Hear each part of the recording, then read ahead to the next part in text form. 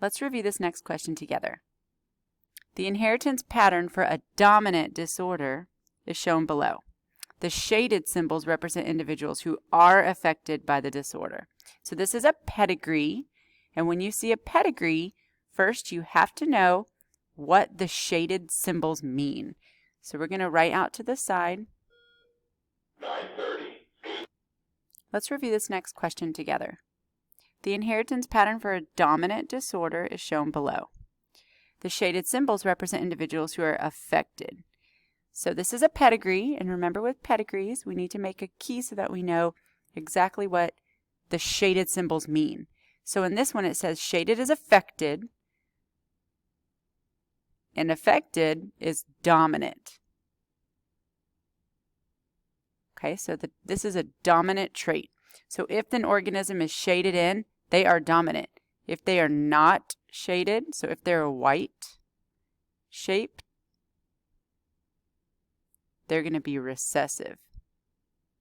Okay, so now that we know that, remember when we're looking at a pedigree, if we see the shapes that are recessive, in this case white, we already know their genotypes because it can only be one thing, which is homozygous recessive.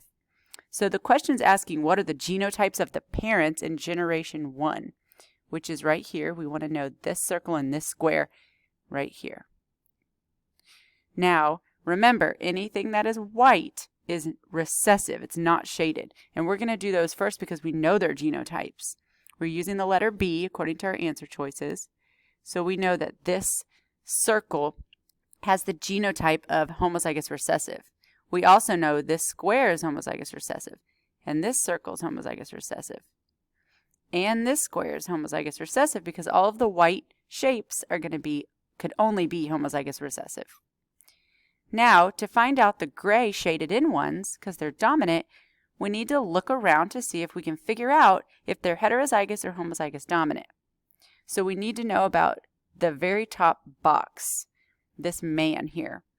Since he has a child that's homozygous recessive, he has to be heterozygous because he donated a lowercase b to that child for that child to be able to be homozygous recessive.